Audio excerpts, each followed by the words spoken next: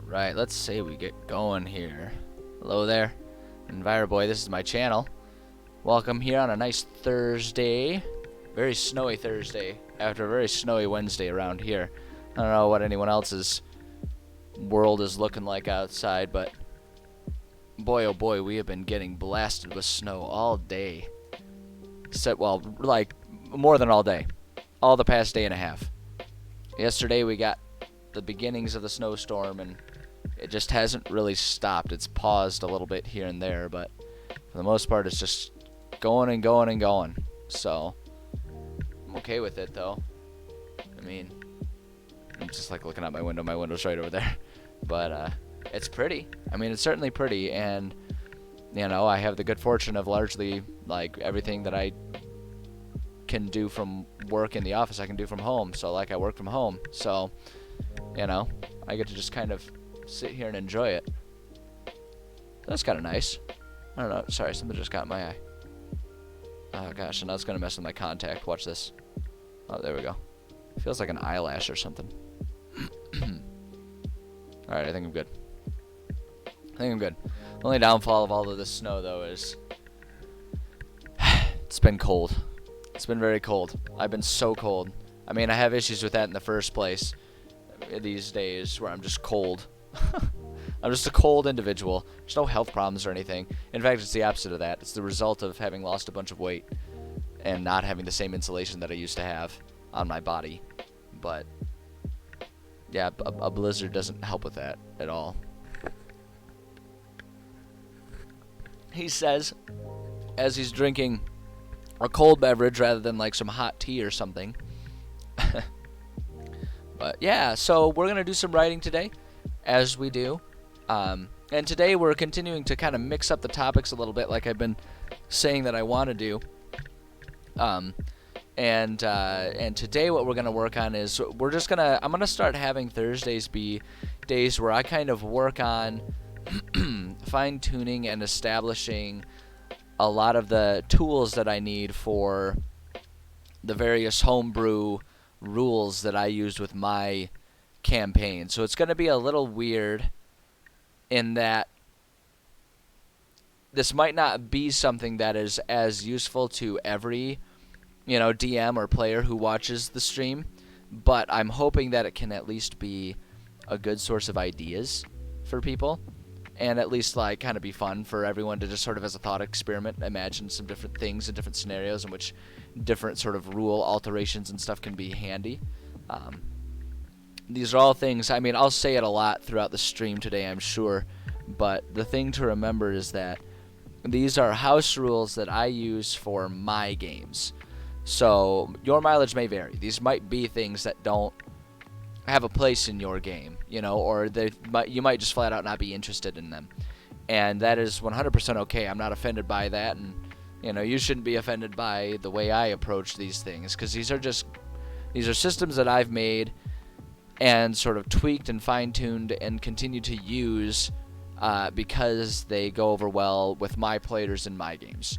But each group is a little different, so the things that you do may or may not be compatible with what I'm doing, and that's okay. That's okay. Like I say, my intent isn't to say this is how everyone should play. My intent is to say, hey, here's something cool that I do. You know, what are your thoughts? Will this work for you? And if so, go ahead and adopt it and use it in your own way, however works for you. So, with all of that said, I'm gonna go ahead and bring us over and get us going. So I've pulled up already what I feel like working on today. Well, I guess in general I can say there are sort of two tabs within my OneNote system here that will really be heavily, well, I guess kind of three, that'll be heavily featured in these streams where I'm doing these like house rule homebrew types of streams. I mean, we obviously have our mechanics tab up here. This is where I tend to just put down and write down mechanics if I come up with like a homebrew system, and that's just sort of there, so that way I have it for my own consistency and so I can copy and paste and give it to my players. So we may go back into there every now and then and utilize things there. So we have that tab, and the other two tabs are our magic and our artifacts tabs. So the magic tab, this is where I put notes about how the different spells, like, so this is a very, I always talk about how my campaigns are intended to be general enough that you could just sort of slap down whatever game system rules you want to use onto it and it'll work.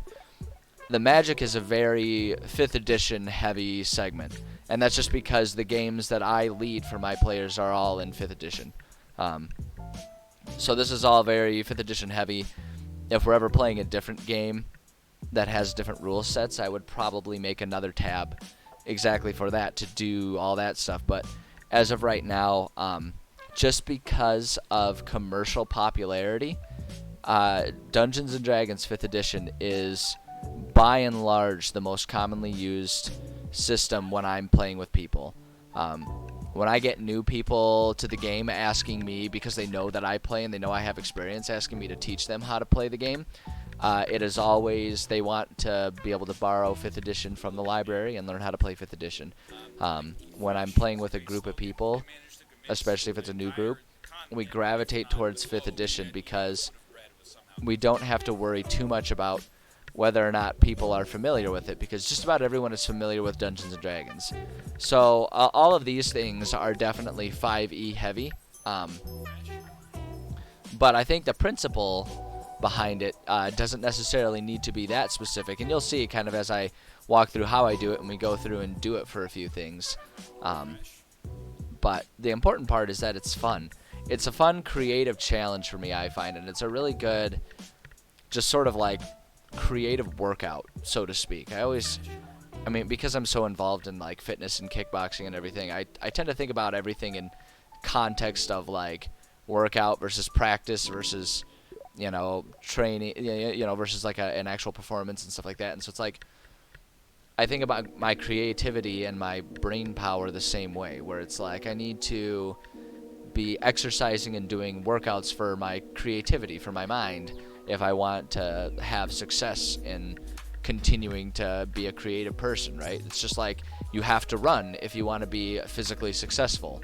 You have to put in the training. That's just how it goes. And the same goes for mental, efforts, acumen, whatever you want to say. You need to practice using it. And so that's a lot of what this is it's more practice than anything else of just being creative on a few different fronts. So, but rather than me just continuing to babble about it forever and ever, why don't we go ahead and pull, get ourselves into it here. So this is a section that I've already started, and it's just sort of whenever I feel like I need that creative exercise, I just kind of pull this out and I do a couple spells. And so there's already some progress, but there's still so much more that can be done.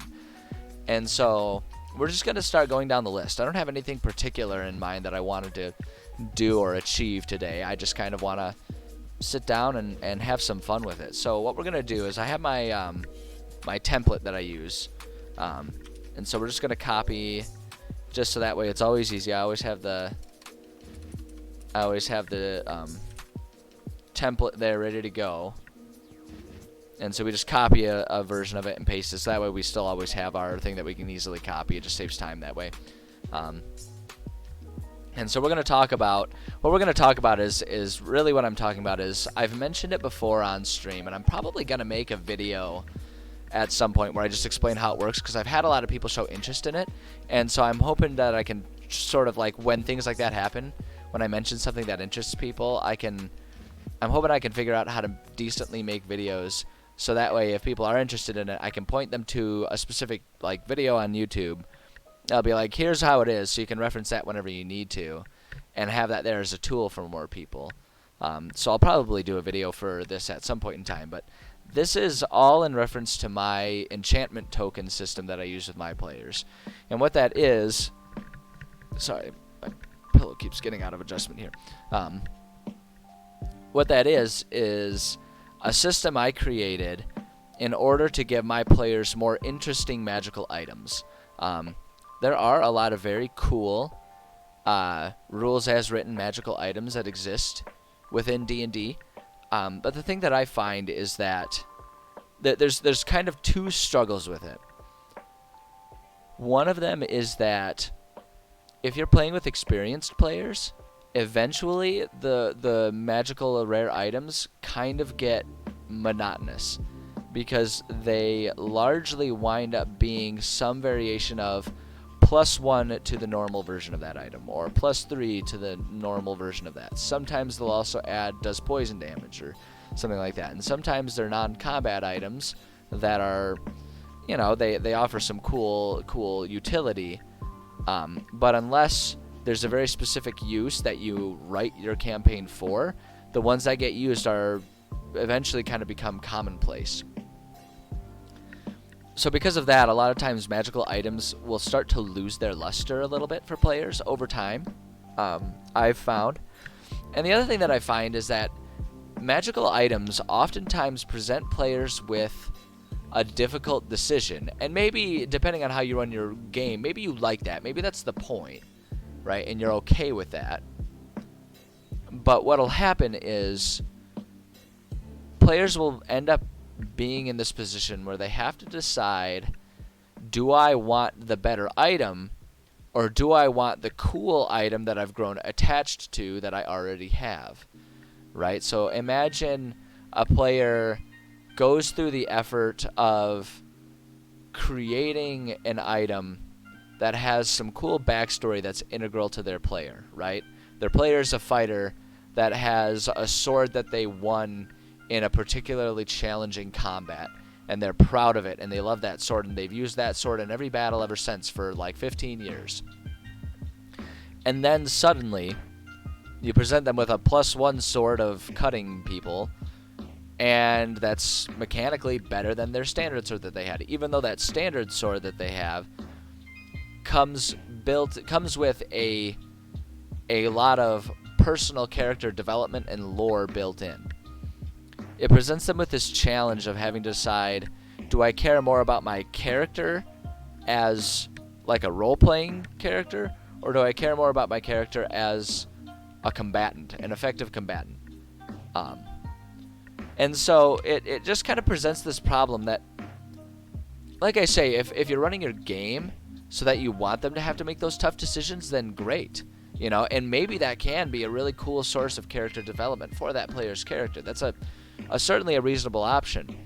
But what I usually find with my players is that while they love that kind of drama in their D&D podcasts that they have to listen to because that drama adds entertainment value, when they're players, they just want to be super powerful murder hobos that get to have fun for a couple hours every week, slashing bad guys and getting gold, right? So like all of those moral decisions about, oh, well, do I give up my ancestor's shield for a better one and all that kind of stuff, just turns into an unwelcome challenge for them in a lot of situations. It's just a way for them to have to sacrifice something. And so I find that with this enchantment token system that I've created, what it is it's meant to be, players can find little tokens, like little charms, that are imbued with a spell from the rulebook. And what they can do is they can take the time to do research and figure out how to imbue that spell onto their item, or they can spend their gold at an enchanter and have the enchanter do it for them. But by spending the gold to do that, they can then add that power to their existing item.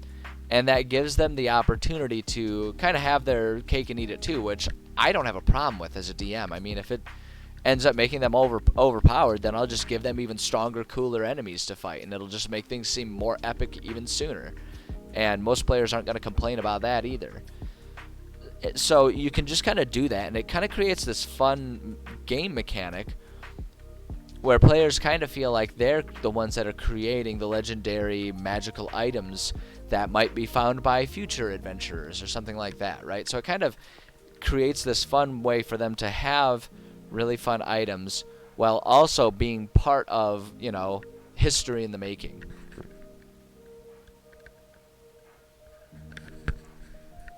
So that's why I've kind of come with this. So, well, oh my gosh, I really want to pronounce your name, but I don't think I can. It's all consonants. Except sometimes that why. But hello, welcome. To be kind of share the OneNote. You know what? I have thought about that. I don't have it shared at the moment because I would need to sort of functionally like. I just pull the trigger. Gotcha. Okay, fair enough. I like my clumsy attempts to phonetically pronounce it. Because it just makes me look dumb, and I'm generally a fan of keeping myself, the right size for my britches rather than getting too big for them. But yeah, no, sharing it. I've definitely thought about that, and I wouldn't mind doing that. But I have yet to find and or make the time to share it. So I'm 100% open to that idea. Particularly, I have a series of like templates. Right, so I have templates like this where I just kind of put in sort of a fill-in-the-blank type of version for everything. I have made these things for myself, and I would be more than happy to share that. I got to figure out what would be a good way to share it, because I don't want to just share the entire notebook, because there's a lot of my personal stuff that I've created in there. And I mean, like, the biggest concern that I have is that any of my players would be buttheads and they would like find all the answers to their campaigns that they're in the middle of. But no, that is 100% an option there. So what I would say is keep pestering me about it until I eventually make the time and share it, because it's definitely like I have no reason to not do it beyond just that I'm lazy and haven't done it yet. But yeah, I mean, like, the biggest thing too is like if you're working on starting to create your own world, what I would recommend is think about start building it from the ground up, kind of like how I have over here, and think about what sort of components are going to be important for your world and for you, and how you visualize everything that you're writing, and what makes sense organizing in your head, what tabs you want to put in there. And I am a big fan of remembering our first grade writing tips of remember your who, what, where, when, why, and how, right?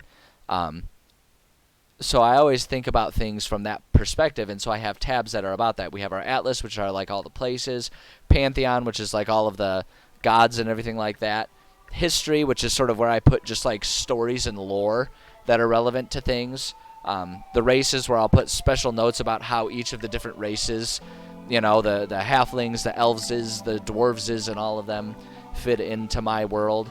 Our Foes and Friends, which is very specific to campaigns, but it's where I'll put character sheets for specifically important NPCs, whether they're enemies or friends. Put all that kind of stuff. Factions, which are more about if I create a cult or a guild or whatever for my players to use, I'll put notes about that, so that way I have notes about the hierarchy of all that stuff. We have our Magic, which is where we're working right now, which is where I just put notes on how I want magic to work in my world, particularly with this sort of homebrew enchanting mechanic and stuff like that. And then Artifacts, which is just where I put specific items I've given them. So those are the tabs that I use primarily. But I would say, like, if you're trying to think about structuring and starting things, think about those basic tabs. And then as you write things, think about where they go. And if you need to add subsections, like I have here, those kind of end up creating themselves. So as far as structuring the notebook, I think actually it's a really good exercise to do it yourself. But as far as like the templates go that I use, yeah, I'll look into that. I'll see if I can find some time this weekend, because you're not the first person who's asked me that. So I'll see if maybe this weekend I can carve out some time for myself to figure out what would be a good way to share those things. I'll probably copy and paste them into just a smaller OneNote notebook, or maybe even just copy and paste the words of it all onto like a Word document that I can share with like Dropbox or something like that. I'll have to figure out what the best way to do that would be, because I'm an absolute amateur, and I don't know how to do most of that stuff. But I'm open to learning if people are interesting, or if people are interested. People are interesting, but yeah, I've thought about monetizing it too. I have thought about that. Just kind of like going through drive-through RPG or something like that and finding a way to do it. I've definitely thought about that. I think the hard part for me about the concept of accepting money for it is, and maybe this is just a self-esteem issue, but I don't consider my stuff to be that good. But maybe that's just me.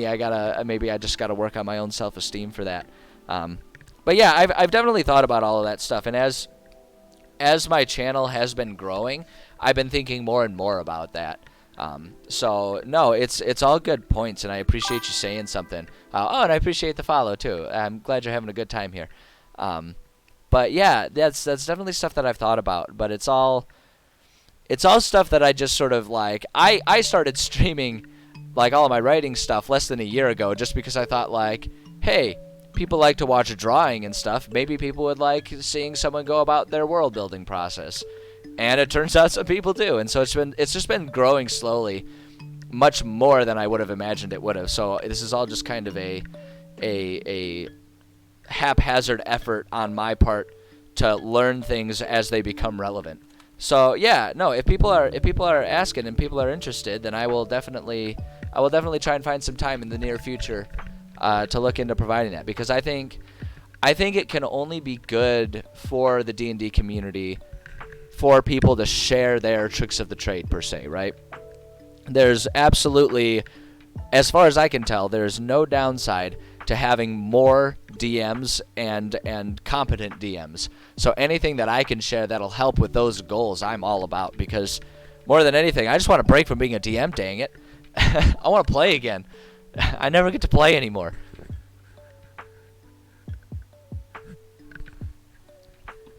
So yeah, I'll think about that. I appreciate it. It's flattering to me that you're interested in that. You know, with all just random stuff that I've just kind of come to use over the years. So yeah, I will look into that. But yeah, so kind of back to what I was talking about with this enchantment token system. I'm not going to talk about exactly how the rules go for that. I don't want to worry about that too much today. Like I say, I feel like that would be better served as just a YouTube video that I'll make and put on my channel. For people to view and reference, rather than putting it on here and having it be lost in, you know, the flood of VODs that I put up that are like horribly detailed and labeled, because I just like upload them from Twitch to YouTube. But what I do want to do is I just want to kind of have some fun working on sort of showing how I go about deciding how a spell will translate within my games into an enchantment, right? Because not all of them are explicitly made for that. And like I say, enchantment is a specific school of magic within D&D. So I actually kind of have landed on using the word imbibement or imbuing, because that's kind of a good way to distinguish it, because not all like enchanted items necessarily have an enchantment type of spell in it. The way I do it, it's just sort of a mechanic to give a lot of very wide diversity to the types of magical items players can have that still sort of have a context for existing within the D&D world and the D&D rule set. So, well, if we go up here, we can see the last one I made was Flock of Familiars. So I just go down alphabetically, honestly. And so we're working, excuse me, we're working on our, what school are we in? We're in Conjuration. So I'll just kind of come over here. Where do you find that stuff? It's going to be... Wait, no, it's advanced filters. That's what we want. Spell school. Here we go. Oops, dang it. Advanced filters. I'm such an amateur at this. Okay, so we go to conjuration, and then we'll go to spell. Where is it? Spell level. We're working on the second levels just because, to me, it just is fun to kind of go through bit by bit there. And so we'll filter them out. Give it a second. It automatically makes them. It automatically makes them alphabetical, and we just kind of go down the list and we just make them. And it's just fun to think about. It's like I say, it's a creative exercise that I really enjoy, because it kind of gets me. It forces me to think about things in different ways, because I'm already presented with a certain framework, and I have to figure out how to utilize that existing framework in a way that achieves what I'm trying to achieve. So I consider this a really valuable mental creative workout, so to speak. You know, just like I say, just like how you have to do push-ups if you want to be strong. Right? Sometimes you gotta just like kind of go through and do these exercises if you want to keep those creative mindsets functional in your brain. So it's worth putting in the work, even if we don't have an explicit goal at the moment. So our next one is going to be Healing Spirit here. So we're just going to go over here. And honestly, you know what I could probably do? Yeah, there we go. That gives us enough room. If we collapse our tablet there, or our tab there, That'll make it a little bit easier for us to look at everything that we're trying to look at here. So, let's see here. We'll make sure we're on the right one here. Want to keep our template down in place. So let's do Healing Spirit. So the first thing we do here, a quick sentence or two on the nature of the embodiment. Is it offensive, defensive, passive, whatever? This is just sort of like a way to add some flavor text to it and to add some context to how it might look. Right, so if we just read our spell here, call forth a nature spirit to soothe the wounded. The intangible spirit appears in a space that is 5-foot cube you can see within range. The spirit looks like a transparent beast or fae, your choice. Until the spell ends, it's like a Patronus almost. Until the spell ends, whenever you or a creature you can see moves into the spirit's space for the first time on a turn, or starts its turn there, you can cause the spirit to restore 1d6 hit points to that creature, no action required. Spirit can't heal constructs or undead. Spirit can heal a number of times equal to 1 plus your spellcasting ability modifier, minimum of twice. After healing that number of times, the spirit disappears. As a bonus action on your turn, you can move the spirit up to 30 feet to a space you can see. Alright, so basically we're creating a healing pad for people to like be able to run on and get healing. How's it going, Enforcer Hound? Things are going good for me. Hope they're going well for you as well. And then at higher levels, when you cast a spell using spell slot of 3rd level or higher, healing increases by 1d6 for each slot above each slot level above 2nd. So a lot of times I'll just kind of point by point put those that bit of information and kind of modify it in a way that'll work for an imbuement on an item. But to start here, just for this little thing here, just for our little blurb, we're basically going to say, oops, that's already going to cause problems. I can see. I saw that little bit up there. All right. So we'll just kind of fill in and say, item imbued with this spell. An item imbued with this spell can create a healing environment, there it is, around it. So my immediate thought is that it would be kind of cool if imbuements on this kind of created, like, had to be done almost like on a coin or like a stone or something that could be laid on the ground. So when that item is dropped on the ground, that fey creature sort of like hovers with it almost like a little hologram and turns into a healing creature that you can go and get healing from, right? To kind of keep with the intent of the spell of it being in a stationary location, around itself. That's what we're looking for. So we can kind of do that. Or the alternative option is if someone has an item like that and it's like sitting in their pocket and they activate it, then surrounding them is the healing thing. So if they wanted to be selfish and keep their own healing space, they could do that. You know, so that's my first thought there, is that's how the item will work. And it's kind of up to the player whether, like I say, whether or not they want to make it an item that is dropped and they have to remember to pick it back up, or they just leave it on themselves and they can just like run up and hug someone or something like that. So that's kind of what my first thought is. And so a lot of times we'll do this where it's like, I'll break it up if you put it on a weapon or on an armor, you know, but I think with this one we can kind of make things a little different.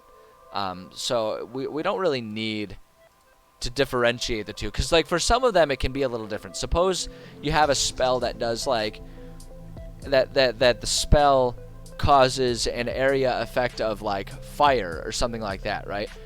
You can kind of have some fun with it and make it different. So it's like, okay, if you're gonna do it on a sword, right, then like when you swing that sword and activate the enchantment at the same time, then, you know, like a mote of fire comes out of the sword and lands on whatever space you're attacking with, right? Or if you have it defensively, you can have it so it's like automatically triggered, and if someone attacks you and hits you, right, the armor like will send flames out in that direction, right? So we can kind of differentiate in some ways, and I'll do that a lot.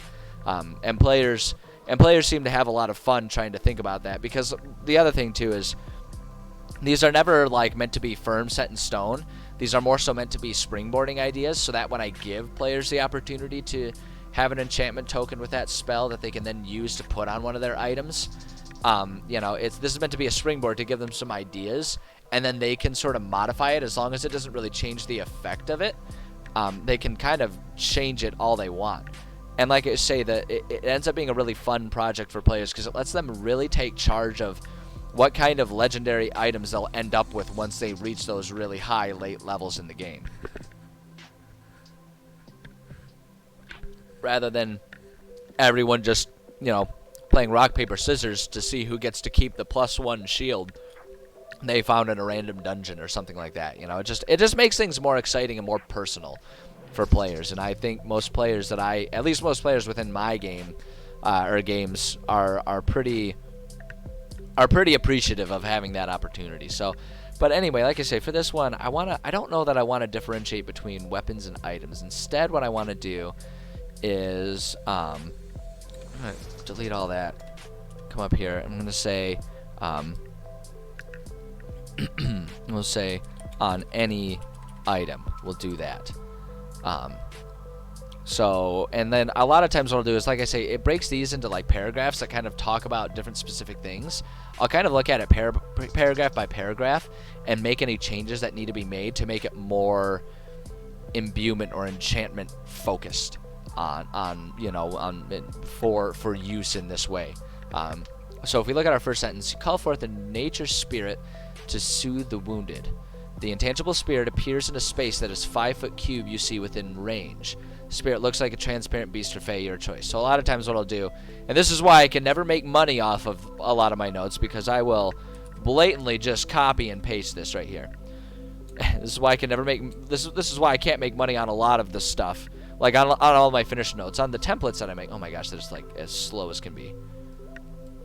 I'll never be able to make money on like the detailed notes, but the templates possibly, but because those are self-created. But this part, no.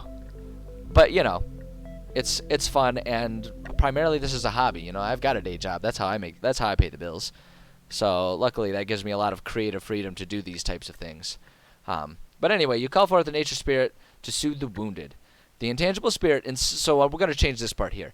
The intangible spirit appears in a space that is a 5 foot cube you can see within range.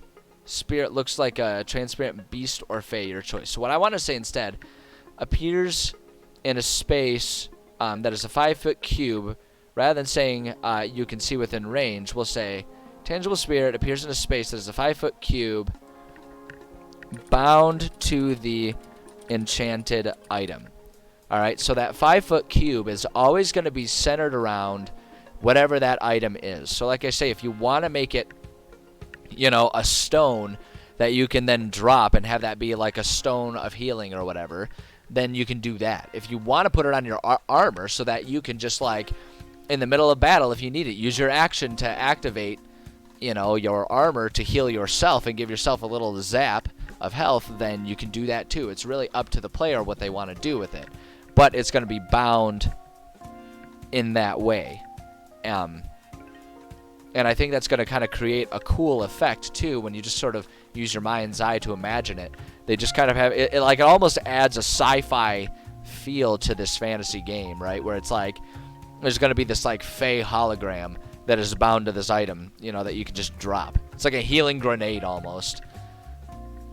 But we have that part. Okay, so the next part. Until the spell ends, whenever you or a creature you see moves into the spirit's space for the first time on a turn or starts its turn there, you can cause the spirit to restore 1d6 hit points to that creature. No action required. The spirit can't heal constructs or undead. The spirit can heal a number of items or a number of times equal to 1 plus your spellcasting ability modifier, minimum of twice. So we'll probably need to edit that a little bit because I don't, a non-magic person, at least the way I play it, a non-magic person can certainly use an enchanted item.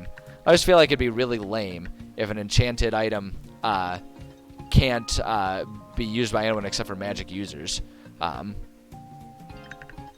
Oh, I'm sorry, Enforcer Hot. I missed that. I missed you were talking about you made one of your old characters. If you want to put a few bits in there, you can. I'm going to try and stay focused with the stream, but I'll certainly take a quick peek at what you have, and I can offer you a little bit of advice there.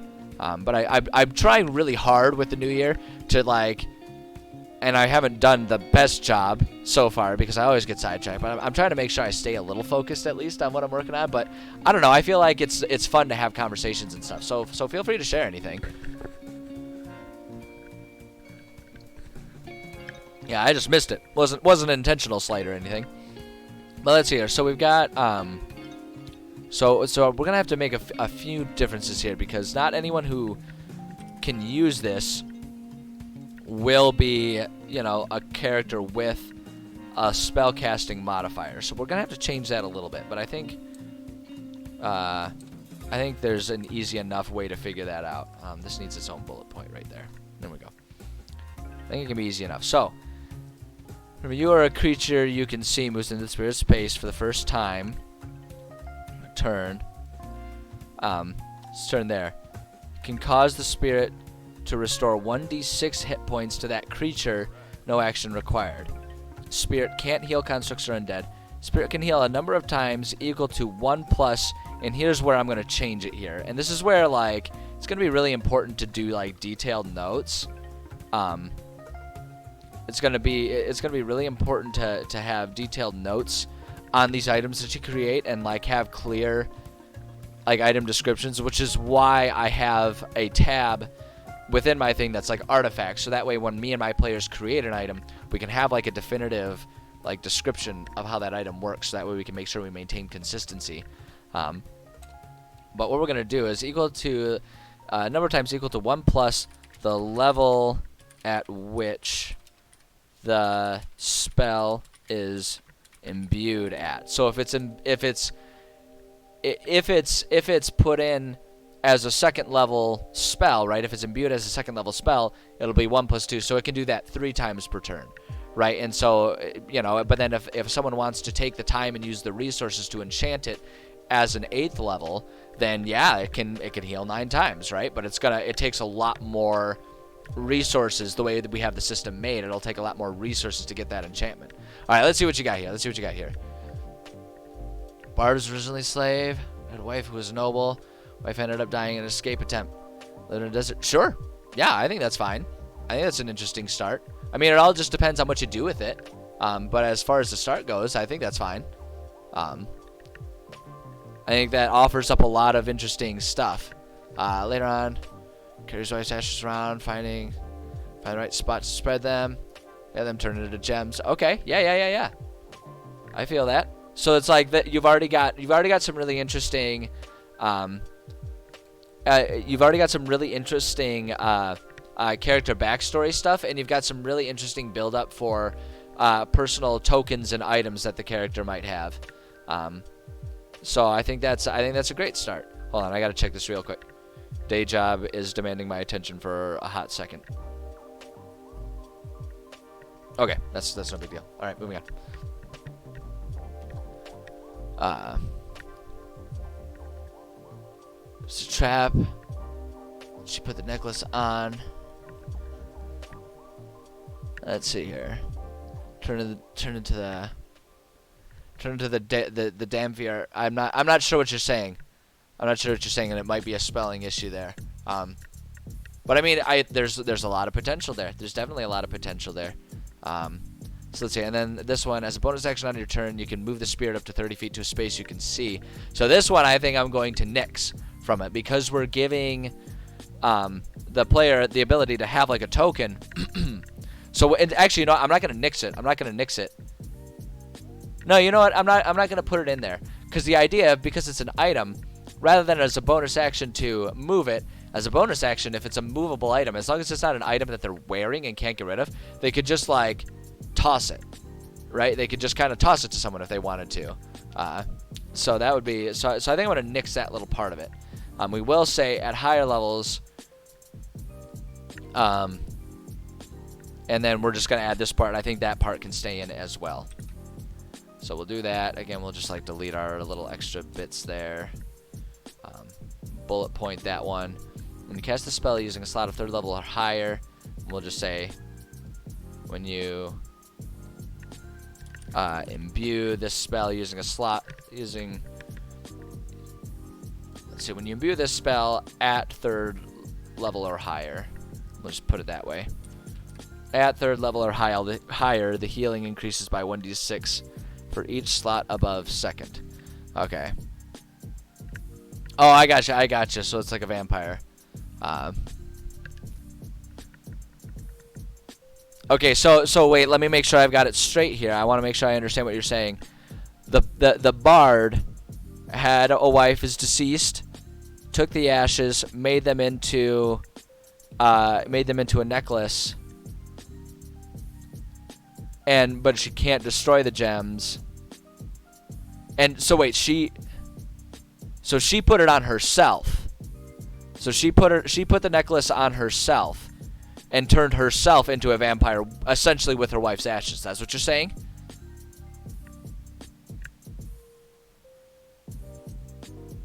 Because the part that I'm getting confused then is this last part where it's like, because she killed the persons who did that, and now doesn't have a way to cure herself. So someone else put the necklace on her, or she put the necklace on someone else? That's the part I'm confused on. I just want to make sure I understand it. Before I comment on it. Right, yeah, I got that part. The gems were the ashes but were cursed. I got that. But who wore the necklace and who's cursed and whose fault is that? Did, like, she put them on herself? Or did someone else put them on her?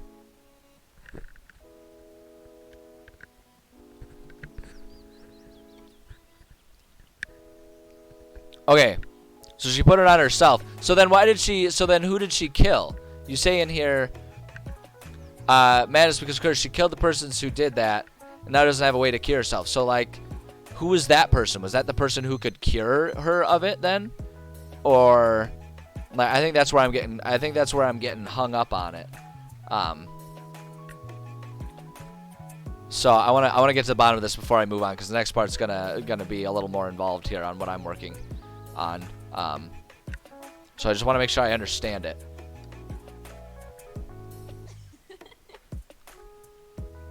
Because I think that's the only part that I'm confused about. Although I guess, okay, so she killed the person who made the ashes into gems. Gotcha.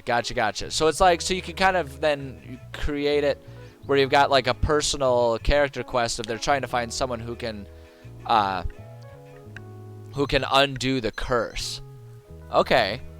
I mean, I think that's really good. Always the thing to remember, the thing that is always important to keep in mind, when you have sort of like an inherently adversarial character, like someone who's a vampire, and is going to need to, consume others for the sake of life and survival, the inherent issue is making sure you have a solid reason and understanding for them to be with the group without harming the group, right?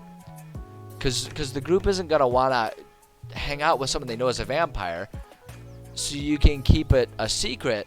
But then, like, what is stopping this person from, just consuming the party? And the presumed built-in answer is, well, maybe the party can help her find the person who can cure her of this curse.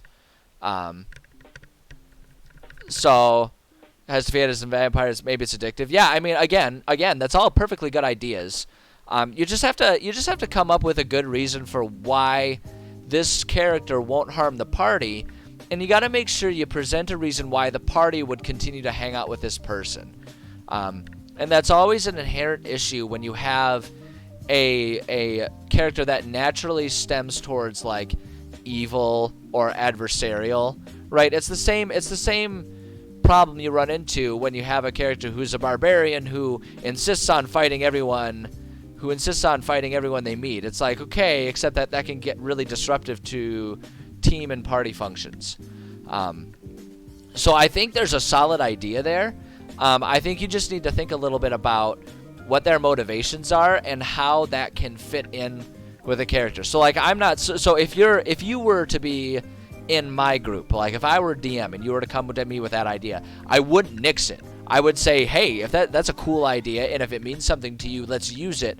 But make sure there's an explanation for why the party is cool with it and why your character is treating the party as the exception to this, feeding addiction. What makes them resist that addiction. Because like if the concept behind the addiction is that then it's going to be difficult to it's going to be difficult for them to not eat the party. Well, then why doesn't the party just kill you and leave, right? So you got to make sure you think about those things. But as a DM, if my player comes to me with this idea, my thought isn't, no, don't do that. My idea is, that's an awesome idea. Let's just, massage the aspects of it a little bit to make sure that they become a cohesive party member. And that's sort of where the importance of a, session 0 comes into play, so that everyone in the party can kind of have an understanding of what character you're bringing to the table and what that's going to mean for the party dynamics. So that way everyone can kind of collaboratively figure out how it's going to work. But yeah, I think it's a perfectly neat idea. I think it's a perfectly cool idea, and I think you've got a really good start there. I think just, keep working on it, keep fine-tuning it, and you can have a perfectly good character. So thank you for sharing. I appreciate that. Yeah, exactly. A yes-and situation. Exactly. One of my favorite parts about DM in general is the sort of that improv yes-and approach to things. So, yeah, no, I think it's a good start. I think it's a really good start. Okay, so working on Healing Spirit. I want to finish this spell, and then I'm going to need to take a quick break to go to the bathroom. But I want to finish this because this is my favorite part of it. When I'm allowing my players to do their own enchanting of their items, I always insist upon there being the opportunity or the chance that the item, just kind of like what you're talking about with your character's backstory, there's always the chance that the item can gain sentience, and there's always the chance that the item can become cursed. And I always, sentience is more amusement than anything, and then cursed is more, there's got to be some kind of stakes. I mean, we can't just always give them every single tool and fun component of this that they want. There's got to be some kind of something at stake here. So I always like adding these things. So I always like to try and come up with what to do if the item is sentient and what to do if the item is cursed. So my immediate thought with this one is because it summons a fey creature, my immediate thought is if sentient, the fey creature is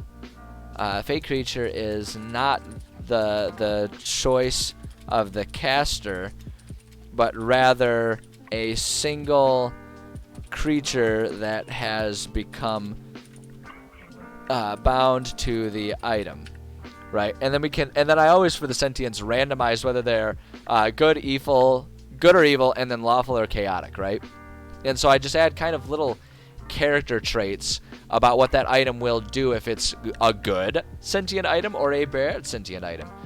So if it's good, what I'll say is, we'll always heal. So, and what's fun about this is the sentience, I guess I should clarify too. The sentience, I always use that as an opportunity to have it possibly do extra powers or have some sort of catch to the power that it does, which just kind of gives everything a bit more character and makes it a bit more fun. And it's kind of one of my favorite potentialities of this whole mechanic here. But if it's good, my first thought is we'll always heal the caster and their party members. But then if it's evil, we'll often try to heal the caster's the caster's enemies equally to the party members. So if you've got this evil little thing, then it might be likely to try and heal the enemies as much as you. And it's it'll knowingly do that because it's a jerk. So, and then if it's lawful, so this is the part where good and evil, I always have to make sure for myself, I'm thinking about good and evil and then lawful and chaotic properly, because a lot of times they kind of feed into each other. Because this one almost feels chaotic, but I have a very different idea about it. So lawful, my thought is, we'll say lawful always heals exactly as described, and then chaotic may choose not to heal someone who is in the space for arbitrary reasons. And then we'll put in a little parenthesis, DM may flip coin for this, for added chaos.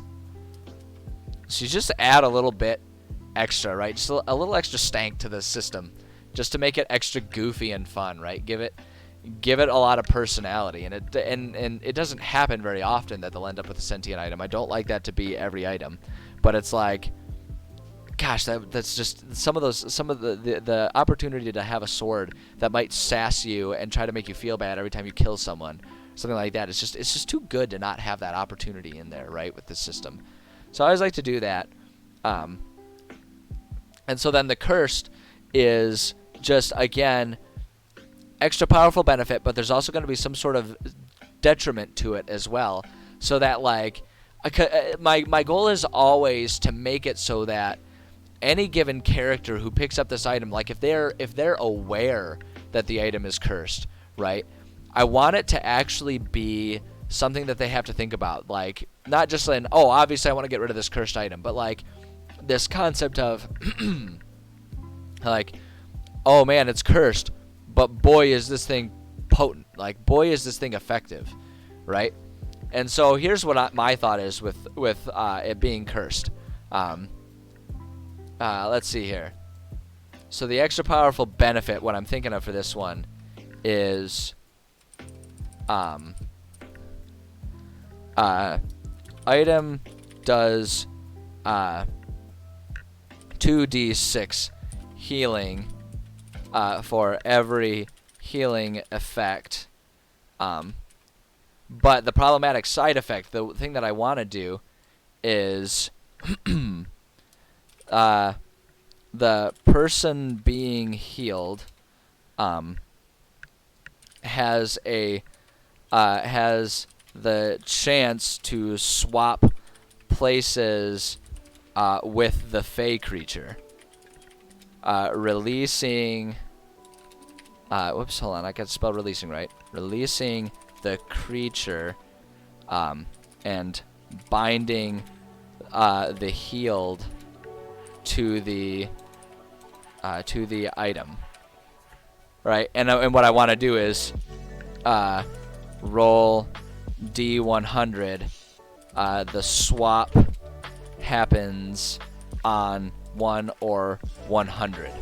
So it's like not very likely, but that might happen. And then what it takes to remove, pretty much typically with all of this, I always just say, what I'll say for this one is not bound to any one person, but if someone is swapped, they will need to find some way to swap back with the Fey creature, right? So it's like if that happens to them, they're trapped there until they can find a way to bind themselves back with that Fey creature, which could really turn into a huge sidetracking thing for the players in their campaign. So I think that's really fun, and honestly, I think that's one of the cooler cursed things I've come up with recently. Like, that would be a really fun mechanic to play. That would be a really good way to add a little bit of heart thumping to just trying to get healed, right? And like this sort of debate that whoever has this item would have to think like, okay, this thing can really do a lot of healing for us in battle, but there's the chance that things could go horribly wrong every time we use it, and just kind of give them this like struggle to think about. So I think that's really great. Pretty cool. Give it perfect score, 5 out of 7. Awesome. Well, I appreciate that. I'm glad you like it. Most people seem to like the concept of it. It's clunky, and it does oftentimes end up with items that are maybe a little too powerful, or maybe not powerful enough, right? Because we are just kind of winging it and trying to like fit a square peg into a circle hole by using these spells as enchantments. But gosh, it's just fun. It's just fun, and it adds a whole lot of variation, and it adds a lot of, like, it really helps make different characters, different items, and different campaigns feel very, very unique from one another.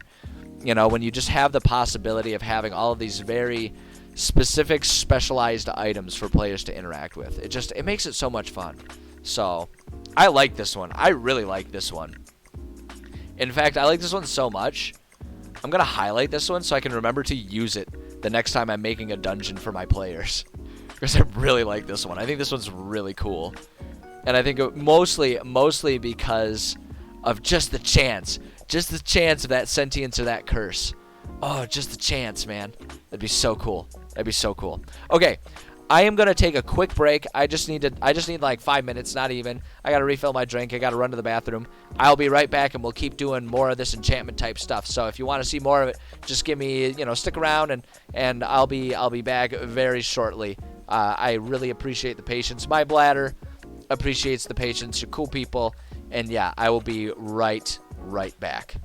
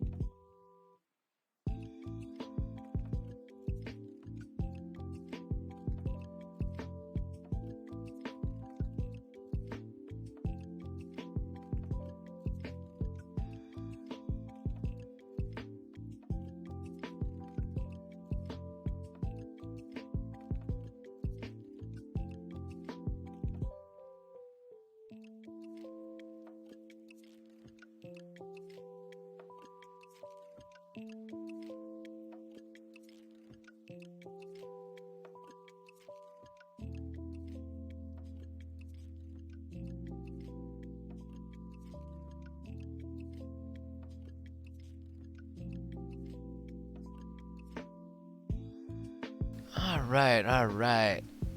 Back at it. Thank you so much for your patience. I appreciate it. Sometimes nature calls, and in these types of situations, you can when nature comes knocking at the door, you can either answer the door or Mother Nature will bust it down for you. But either way, it's happening. So it's best to just go with it. But I appreciate your patience. Let's do some more enchanting. Oh my gosh. Ooh, Misty Step. This will be a fun one. All right. I mean, this one's like built in. Misty Step is such an obvious plant for doing like boots of Misty Step or something like that. But I mean, I don't know. I hope players would get creative and do something like the Sword of Misty Step, right?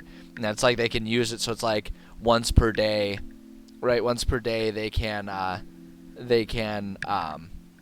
like when they attack, cast Misty Step, so that way they like hit the guy, but then Misty Step somewhere completely away, so they could like use it as a sword of retreat or something like that.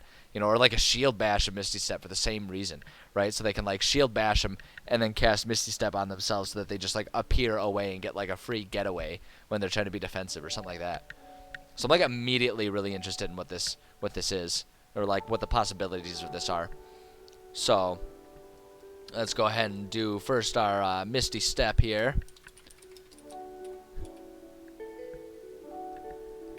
It also makes me think of Letterkenny with Jonesy and Riley. Ninja Dust! Bam! And then they just run away. Alright, let's see here. No, it's going to try and put it right up there. We don't want that. Put it right here. It's the nature of this one. Oh, I don't know. How would I describe the nature of this one? It's just Misty Step. Like, it is what it is, right? Like, everyone knows what Misty Step is. It's just its own thing. The nature of the environment is offensive, defensive, passive, charge-based. We'll just say, you know what? Screw it. Ninja Dust. That's the description of it. There you go. It's an item of Ninja Dust. So this one I am going to go ahead and do... I'm going to go ahead and do... separate it by armor and weapons here. So I'm going to copy, paste that there. Man, it really makes that formatting kind of weird, doesn't it? All right, briefly surrounded by silvery mist. And then what I'm going to do actually here, we're going to say, oh wait, here. We're going to actually, oops, dang it. Now I did it, and it's my own fault. I can't blame the copy and paste mechanics. That's on me that time.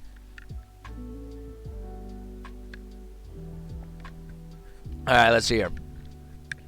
So, how it's cast. When I'm thinking about this, I'm going to say once per day. And actually, that reminds me. I should go... I'm going to add this. My baseline for the enchantments is always once per day. That's always my baseline. If I have a good reason, I might make it more or less. But I typically just kind of go with once per day, right? Because that functionally turns into once per long rest. And that's how like a magic user would use a lot of spells, right? So it's like once per day as an action. I'm going to say once per day as an action you call forth. So just to make sure it's like clear for all the players too, because like I say, we don't want to make it so that they're just like constantly misty stepping with their sword or whatever, right? We don't want to make it so that they can just like keep on recasting and resummoning their fake creature to do all that healing. We don't want that. We don't want that. That's a bit abusive to the system. Goes against the spirit of it. And I am the god of my games, and so I giveth, so I can taketh away, if my players misuse it. So, and that's the day when I got drunk on power. So once per day can be cast in conjunction with an attack, so that the player can escape melee range without invoking attack of opportunity.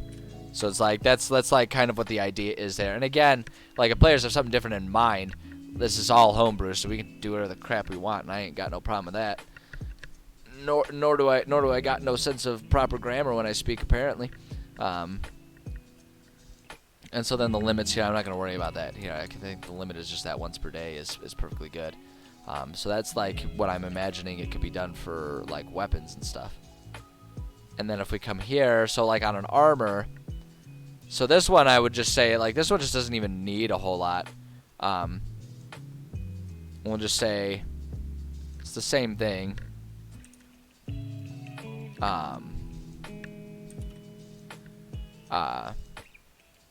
That's it. Actually, you know what? I have an idea. If it's on armor, right? So an idea for it would be once per day as a reaction, a player can activate the spell to escape after being hit by an enemy without invoking attack of opportunity. So it's like the idea being like if like an enemy comes up and hits them, they can just like quick Misty Step away, right? They get like a free Misty Step if it's on their armor or whatever. And the thing that I'm really thinking about is like a particularly clever player might do that after the first hit of, say, a multi-attack enemy that has like 3 attacks per turn, right? It's like they get there, they get hit once, and then they, as their reaction, poof away and can avoid some of those other attacks. You know, so it's like just you know, what I'm immediately thinking of. Whether players are clever enough to come up with that, that's really up to them, right? But I can think of that, which I would hope mean other people can think of it, because I don't consider myself too particularly clever. Just maybe practiced at D&D, but I don't know. I think that one's really simple like that, but I think that is really effective. I think that could be a really cool item for someone to have. I think it would also be really cool for a player to just like put it on a cloak, so they could just have like a wizard's cloak of Misty Step, so they could just kind of do the Dracula thing, the bleh, and like draw the cloak around them and then Misty Step away, so they just like disappear in a flourish of their cape. Like that would be a really awesome. That'd be so cool if players were like playing at like a Sherlock Holmes style game with that, you know, or like a mission that was all like trying to come up with like trying to do like an investigation, right? And they're trying to be all sneaky about stuff, and they can like go and they can like question someone, or like a Batman style thing where they're like interrogating someone, and then all of a sudden they're just like, oh, poof, gone, and they're like the person they were intimidating or like interrogating is all left there alone. Like what the heck just happened? That would be awesome. Oh man, I want this item. I'm gonna start giving all these items to all of my enemies. That's actually a really cool mechanic. Could give enemies like enchanted items with these things, and like the trophy for beating them is like the already enchanted item. But that kind of goes against the point of the whole enchantment token system. I don't know. There's just a million cool ways to play this game, and that's why it's so great. Anyway. So, sentience and curses. If it's sentient, my immediate thought is some unseen being will speak to you while you are teleporting. And it's just like a voice. It doesn't do anything tangible. It's just a voice that like talks to them, right? So if it's good, will compliment the user. If it's evil, will insult the user. If it's lawful, I don't know. If it's lawful, we'll just like recite legalese at them. I don't know. If it's lawful. Oh wait, here we go. But like here's the sentience, and this is where it can get to be kind of wacky and wild here. Lawful will always bring the player to the intended space, right? And then if it's chaotic, we'll just sort of pick a spot to drop the player, or drop the user. I actually really like that idea. It's just like some really lazy ethereal being that just like randomly will pick you up and put you wherever it feels like. That'd be funny. That'd be really funny. Hey Gabby, how's it going? Good to see you. I feel like it's been a minute since I've seen you. Glad you're here. Let's see here. Spot to drop the user. I don't think we need anything else. I think that'd be really funny. I think that'd be a perfectly sassy magical item if that has sentience if you do that. But now if cursed. So here's what I want to do. If cursed, can teleport user anywhere. Okay, here's where we go. Anywhere within 120 feet. But the problematic side effect is player may fail to reappear and be stuck between mortal and ethereal. Ethereal No, no, I'll get it. And ethereal planes. So it's like, okay, so you got this cloak that can move you up to 120 feet. But if you use it, there's a chance that you'll be stuck in between planes, and suddenly the game has to sidetrack into a rescue mission, or just admit that you're gone. And so what we'll do is we'll again do our roll D100, and we'll say we'll do 100 on one player is stuck. So it's just a 1 in 100 chance, right? It's just 1 in 100 chance, but it can happen. And like I say, like that's how I like my cursed items to be. I like them to be something that could have a very disastrous side effect, but it might be worth it to players, right? They might look at it and be like, "Oh, that's a small chance, and 120 feet. Oh, that's really good for chasing people down and stuff, or sneaking into places." Right? A player could use that to sneak into a bank and you know, run a heist pretty easily. I like it. I like this a lot.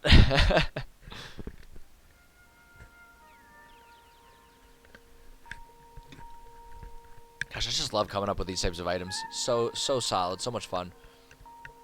And so what it takes to remove. Because a lot of times, too, with cursed items, you just make it so they can't take the item off, right? And, like, that's one way to do a cursed item, where it's like it'll have a negative effect, or it'll do the opposite, and the player can't remove it. But I kind of like cursed items that are cursed in the sense of, boy, this could have some really disastrous outcomes, but oh boy, do I want to use it too. And when I take that route, I usually like to make it so that it's like not permanently bound to them. You know, and so like I guess it would be need magical means to return from the in-between space. And I think I'm gonna leave that one as it is. I think I'm comfortable with that. I think I don't want to make it so that way it has to be magically removed from whoever has it. I think that's perfectly fine just like that. Cause yeah, like if it's a cursed item that only does negative effects, like only does extreme negative effects, you kind of have to make it so that it has to be magically removed. Otherwise, no one would ever use it, right? You would never have players using it, and so you have to bind it to them. But if you instead make it so that they have to choose, I think that's really fun. Because the other thing that I'm a big fan of, and this is just me as a DM, the other thing I'm a big fan of is making my players, like, rather than making bad things happen to them, making it so that they have to deal with whatever consequences they invoke, right? I'm a much bigger fan of letting my players have the opportunity to make good or bad decisions, and then making them just deal with those decisions, right? So it's like, it's one thing for me to just drop a cursed item in their laps and be like, haha, now you have to deal with that. And it's another for me to say like, hey, here's this thing. It could go really well. It could go really not well. What do you do? And then if they decide to play those games, then it's like, it was your decision all along. Like, I didn't force you into anything. That was 100% your decision. Like, that's my preferred approach to having tragedy befall my players. You know, and that's something where it's like I say, what I'm doing here may not serve your campaign. If you DM differently than me, there's a very good chance that what I'm doing would just not serve your campaign, and that is fine. That is really fine, and it's actually a really important thing to recognize, because there are infinite number of ways to play D&D. You know, you put together a room of 100 DMs, and I'll show you 100 different ways that D&D gets played. You know, so it's really important to understand what your system is, how you like to run it. In addition to, like, that always gets modified too by knowing how your players like to play the game. So, like, what I'm doing here might not serve you, and that's okay. My hope is less that people will want to do it exactly like I'm doing it, but instead we'll look at this as a way to consider some different ways to play the game, whether they take it this way or not. You know, just some different ways to be creative with their world building, different ways to sort of explore how to go about, you know, enjoying D&D, because there are so many different ways to do it. And I think there are really only positives to experimenting and trying different ways to play the game. So, I don't know. Anyway, TED Talk aside, let's do another. We're on a roll here. We're on a roll. We're doing good. Call me butter, 'cause I'm on a roll. Anyone heard that one in the past, like, 10 years? I haven't. No one says that anymore, and I think it's too bad because it's a classic. Summon Beast. Oh, there's no way this one can go wrong. Summon Beast. Awesome. I'm into it. Alright. Bestial Spirit. It's got all that stuff there. I probably won't copy and paste that part into here because it'll probably summon the beast, and what's being summoned in general will probably not change. It'll more so be like the nature of how it gets summoned and when. All that kind of stuff. Nice, combining D&D monsters and Pokemon. That's awesome. Like, some Pokemon, like, you probably don't need to do much to make them, like, you know, spooky, creepy D&D. But that's an awesome idea. That makes me think of Bulbasaur and Manticore. All right, I feel it. I like that there's almost like a verbal alliteration, not alliteration, but, you know, there's like a nice verbal auditory similarity there. I like it. The rhyme that's going on there. It's perfect. You can call it like Mantisaur or Bulbacore. I don't know. But that makes me think of the people that made a rule edit to 5th edition so that you can play it as like a Pokemon game. And one of these days I want to play that. One of these days I desperately want to play that. I don't care if I'm the DM or the player. I just want to play it with people. Anyway, let's see here. Summon Beast. This is swiftly turning into flavor text more than it is actual descriptive text because I'm immediately going to see come to me, my minion. Alright, so you call forth a bestial spirit. It manifests in an unoccupied space that you can see within range. Its corporeal form uses the bestial spirit stat block. When you cast the spell, choose an environment, air, land, or water. The creature resembles an animal of your choice that is native to the chosen environment, which determines certain traits of its stat block. The creature disappears when it drops to 0 hit points, or when the spell ends. The creature is an ally to you and your companions in combat, or companions, period. In combat, the creature shares your initiative count, but it takes its turn immediately after yours. It obeys your verbal commands. If you don't issue any, it takes the dodge action and uses its move to avoid danger. Okay, alright. So this one I'm immediately thinking this one doesn't... Again, when we're summoning something, we don't really need this to be...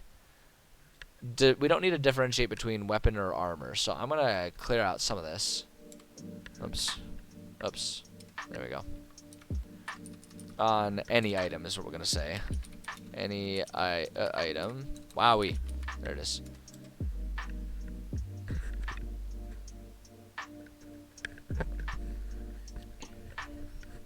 Alright, on any item.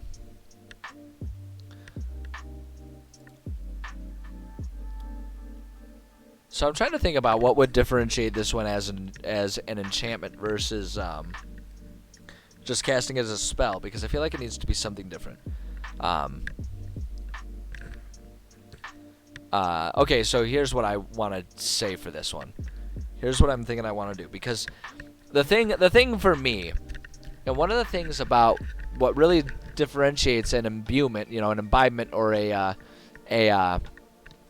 enchantment versus just casting the spell. One of the things that stands out to me is always that an imbuement or an imbibement is a very static thing, whereas casting it as a spell is a much more active thing, right? So it's like when it says you use the stat block and choose an environment, air, land, or water, native to the and then it resembles an animal that is native to the chosen environment. That has to be done during the enchantment process. So that way it's the same animal that's always summoned. So you have to kind of choose wisely based on, you know, what type of environments you're presently in, going to be in, all of that kind of stuff. That's what my immediate thought is. And I think that can help differentiate it a little bit. Because I think what's going to be most interesting about this one is if you can get the sentience so that the creature has much more of its own initiative, so to speak, in combat. So what I'm going to say is on any item, let's go ahead and copy and paste that.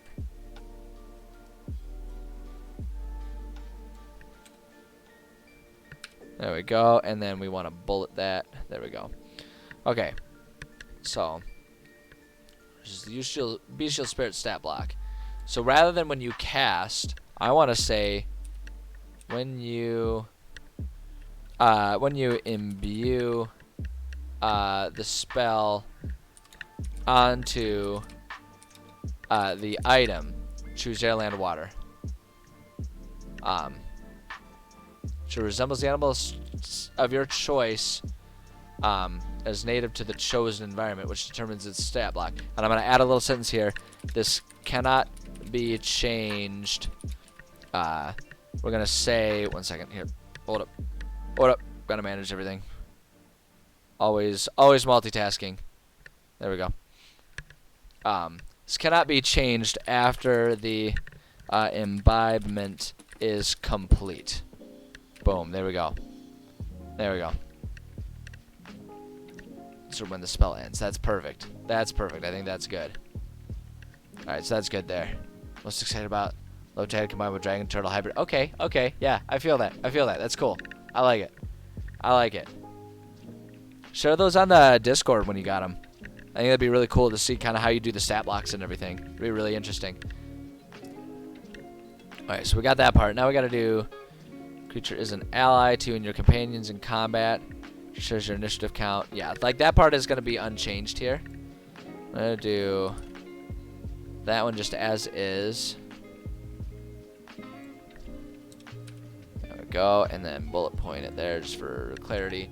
Creature is an ally to you and your companions in combat. The creature shares your initiative count, but it takes its turn immediately after yours.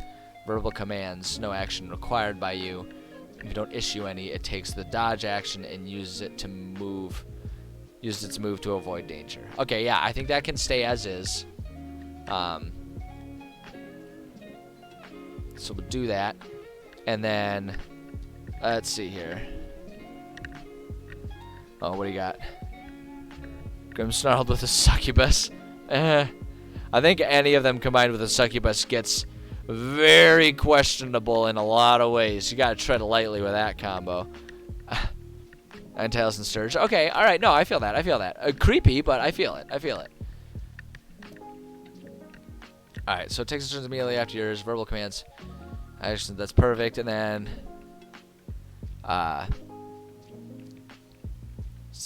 use the higher level wherever the spell's level appears in the stat block. What does it say?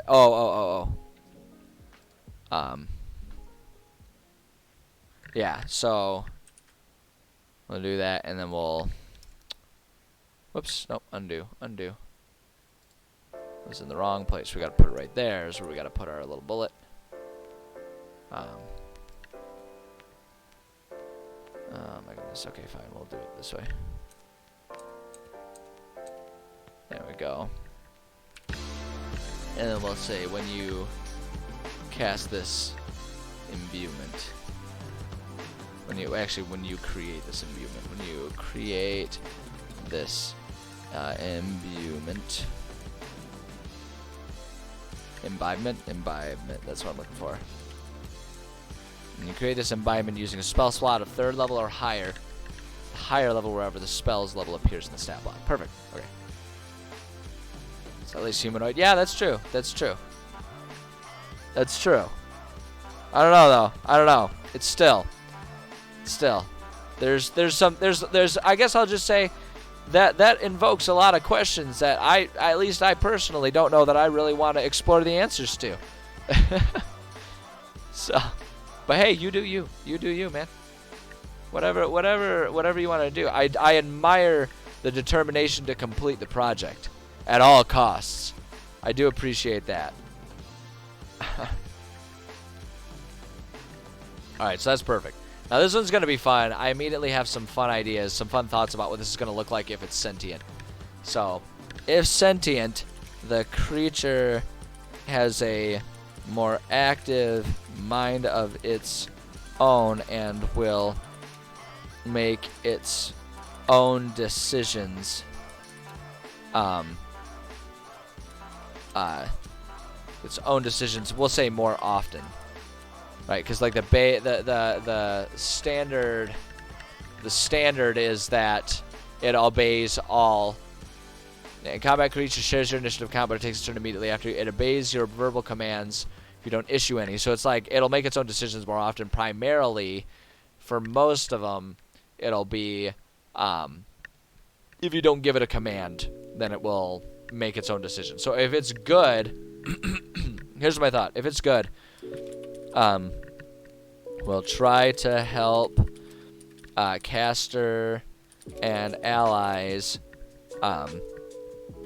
at all costs, but won't kill any enemies, instead leaving them defeated and up to you to kill or capture is what it'll do.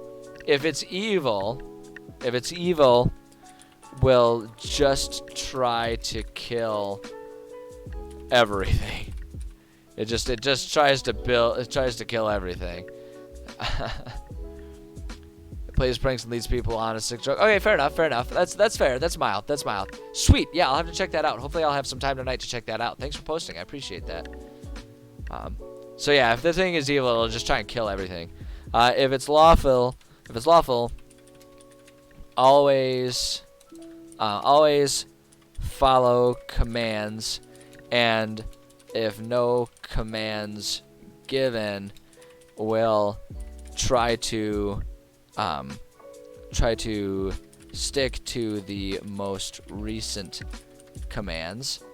And then if it's chaotic, just does what it wants, regardless of if that matches commands or not. So there we go. I think that's all we need for that. And that's perfect.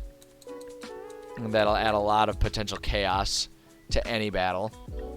Which is, oh, I love that. I love as much chaos and insanity as possible. Big fan of it. Big fan of it in my games.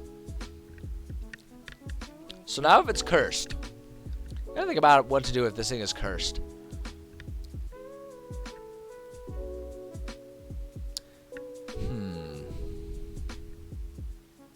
Okay.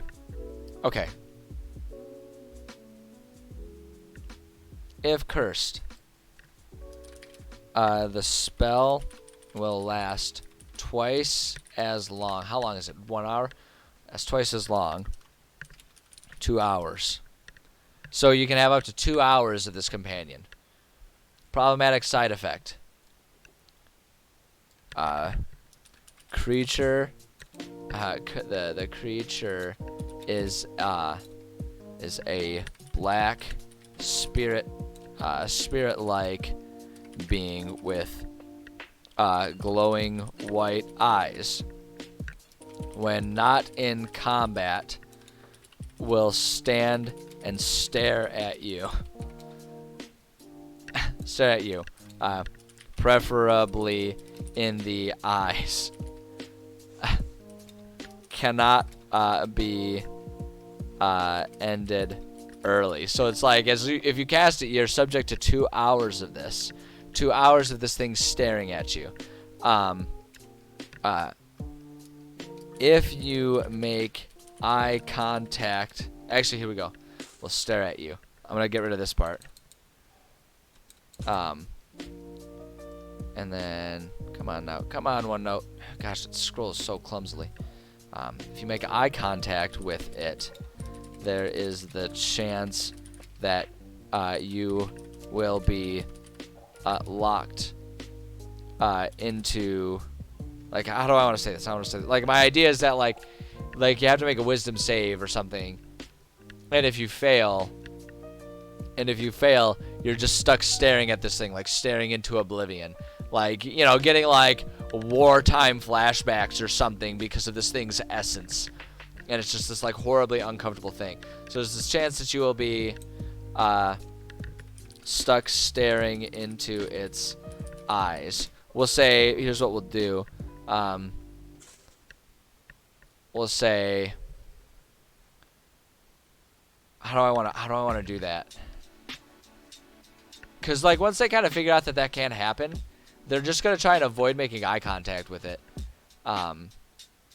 So, but I think that could be fun, staring into its eyes. We'll say, wisdom save, with DC equal to 10. We can just say 10 plus. 10 plus. Oh, here we go. Here's what we'll say. We'll say. We'll just say. Opposing wisdom checks with the creature. We'll do it that way. We'll do it that way. So it's opposing wisdom checks. If caster loses the staring contest, roll 1d100. If the result is a 1, the player's mind is swapped with the creature's.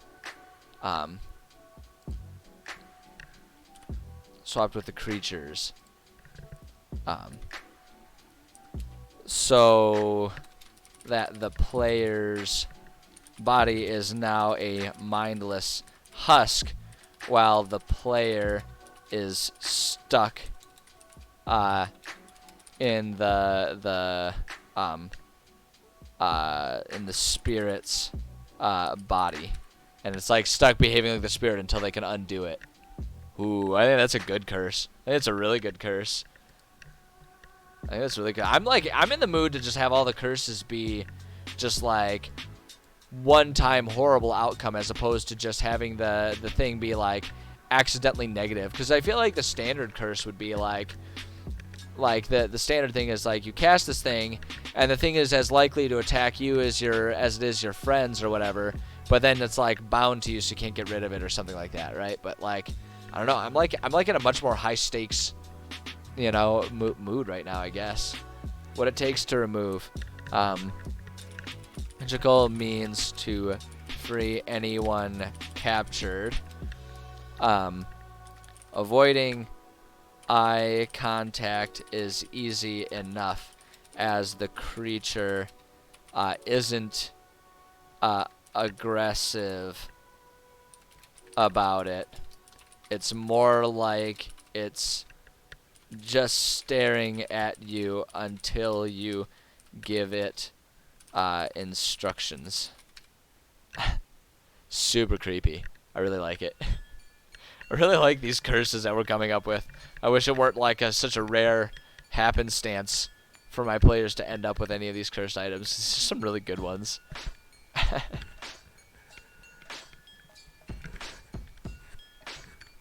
And then we'll just leave the stat block.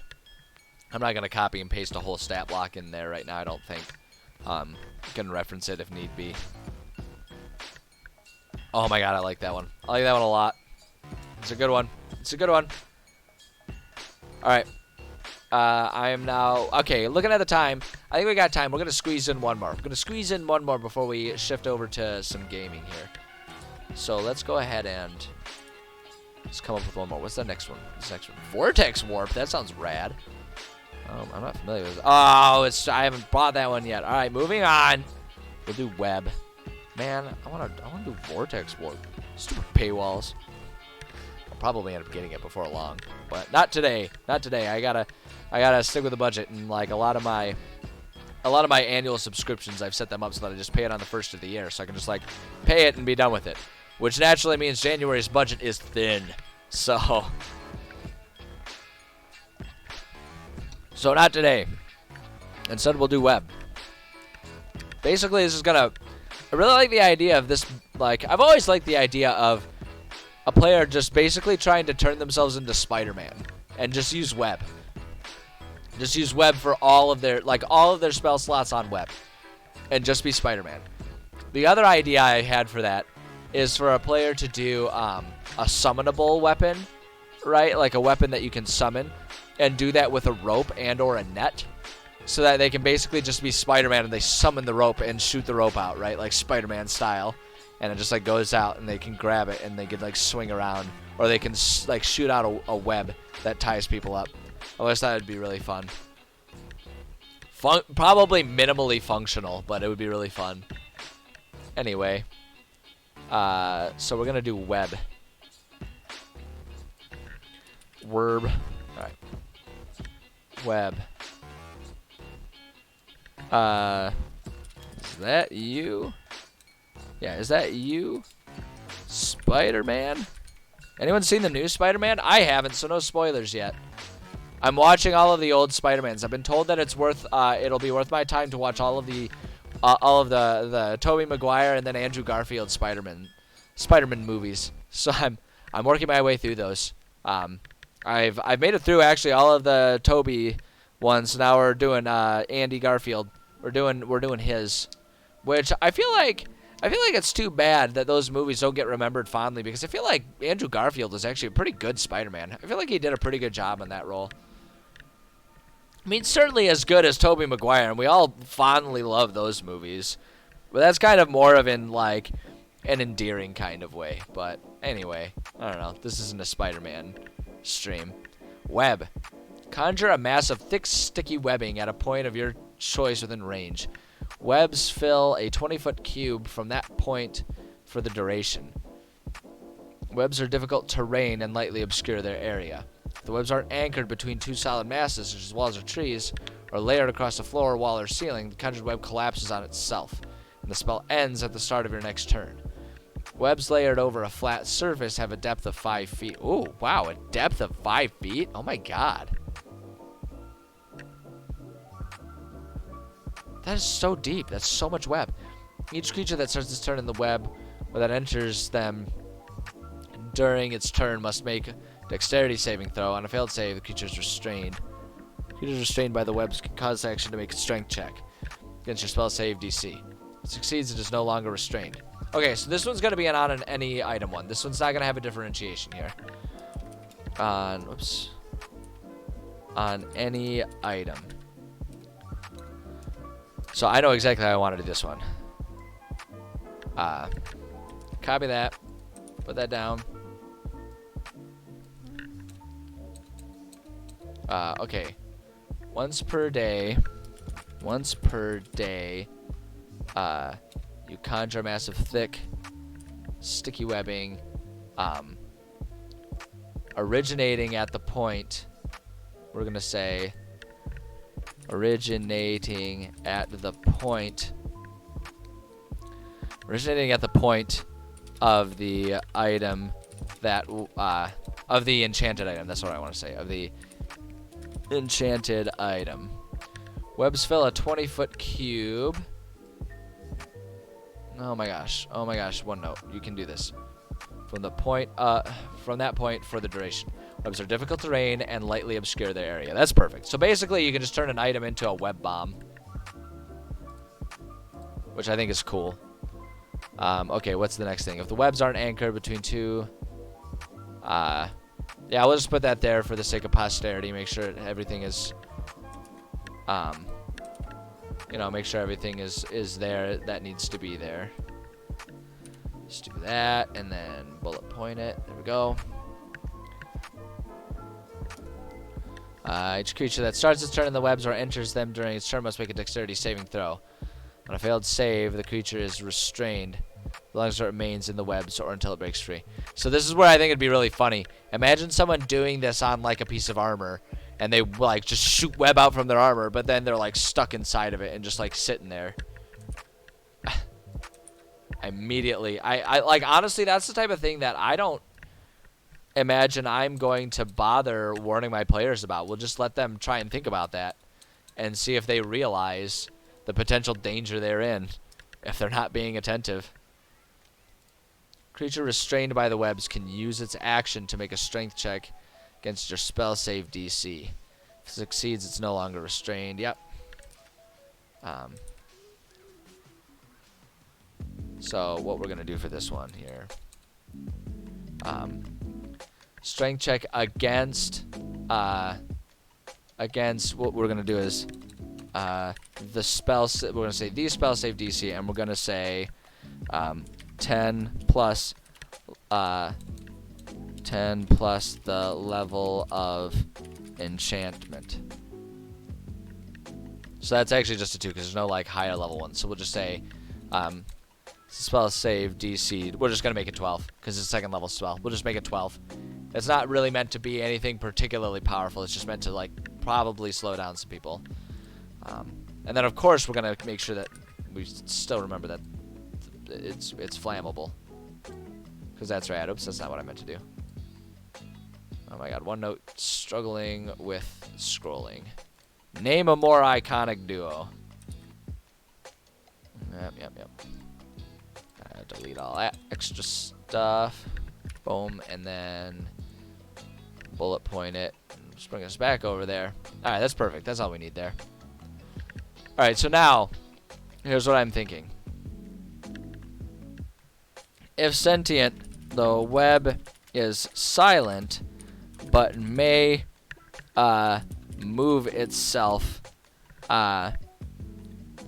in one direction by 5 feet per turn. If it's good, we'll try to target enemies of the caster. Evil will try to wrap up everyone on the battlefield. If it's lawful,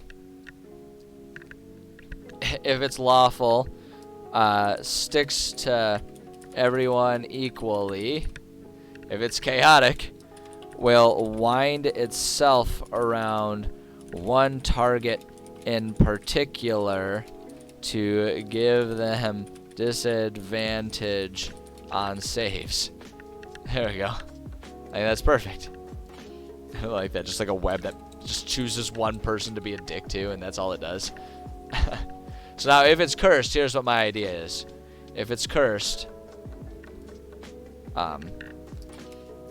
if cursed, a giant spider is summoned with the web.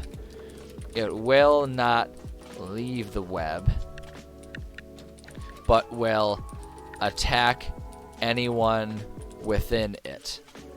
And then we'll say the giant spider is not we'll say attack anyone within it or within 5 feet of it. There we go. Giant spider is not concerned with sides. It will attack anyone until it dies, the spell ends, or everyone else is dead. There we go. Ooh, that's a creepy one. I like that one. I like that one. And here's what we're going to say. It is impossible to remove the spider from the summon. That's just the item now. So, like, you know, that could be a great benefit, but if, like, a player gets shoved into it, then, uh-oh, now they're in trouble. So, I think that's pretty good. That leans more towards actually being very exploitable and very usable for players, but, you know, sometimes we can be nice to our players and give them something nice. There's nothing inherently wrong with that, right? I mean, it does feel a little weird to say that as a DM. My job is really just to screw with them as much as possible. But, you know, sometimes I can be a generous god. So, perfect. All right, that's some really good. We got some good spells. We got a lot of them. 1, 2, 3, 4. We got 4 of them done. That's pretty good progress.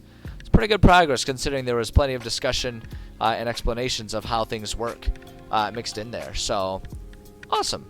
Good stuff. Good stuff. So what's going to happen, what's about to happen is I am going to take a break, maybe about 15-minute break. Just, kind of rest my voice a little bit, all that good stuff. And then when I come back, we're going to start our video game stream for the day. Today we're going to stream, again, I've kind of been saying it, but I'll just kind of reiterate again. I want to mix up the games I'm playing this year. I was on a rotation or on a system where I would just play one game from start to end and then move on to the next game. And for mini games, it's not that big of a deal, right? You get through them fairly quick and then on we go. But I've run into some games that are very long games and take a long time to get through. And I want to play a wider range of games. I want to play different games. I want to play different types of games. I just want it to not always be the same one. So I'm mixing it up, and every day of the week that I stream, we're playing a different game. So today we're gonna play some No Man's Sky. I've not really played that one, but I hear it's pretty good these days. So we're gonna break it out and we're gonna give it a shot, and we're gonna see if I like it. So that's what's about to happen. So if you wanna stick around for that, you can either stick around or you can come back in like 15-20 minutes once I get things loaded up and ready to go. If not, then hey, you know what? That's cool, and I just appreciate you stopping by for the writing streams. Just a few quick plugs. If you would like updates on when I am streaming at any given time, or a heads up on if a stream is going to be canceled or anything like that, you can get yourself signed up for my Discord. The other thing about the Discord is a lot of people there share different homebrew ideas and mechanics and characters that they've either made or found. People are sharing it there, so it can be kind of a fun resource to just share ideas and maybe talk about some things. People will a lot of times share the stuff that they're making to get some tips and advice on it. So there's that resource there if you're interested. The other self-plug is I do have a YouTube channel. Right now, it's really only got my VODs there, but, if you want to see some other stuff that I've worked on, you want to see some different games that I've played, you can go check that out. It's there for your background noise enjoyment. I think that's everything I got. Today's Thursday. Tomorrow is Friday. I will be back streaming tomorrow, or at least as of right now I will be. You never know. My day job sometimes gets in the way of that, but as of right now I should be streaming tomorrow. Tomorrow for writing, we will be back to just working on our long-form campaign that we've been working on. Just kind of cruise into the weekend, working on some campaign ideas, working on building dungeons, and just kind of having fun with that. So look forward to that. I think that's everything. That's all I got as far as announcements and stuff, at least as they pertain to the writing stream. So, like I say, I'm gonna take a quick 15-minute break or so, and after that we'll be back with some No Man's Sky. So hopefully I'll see you there. If not, that's totally fine. I understand. I appreciate you stopping by. You guys are all really cool people, and whether I see you in 20 minutes or see you next week, either way, I hope you take care of yourselves. Hope you have a good weekend, and looking forward to seeing you next time. So I'll be back shortly. Sit tight, everybody.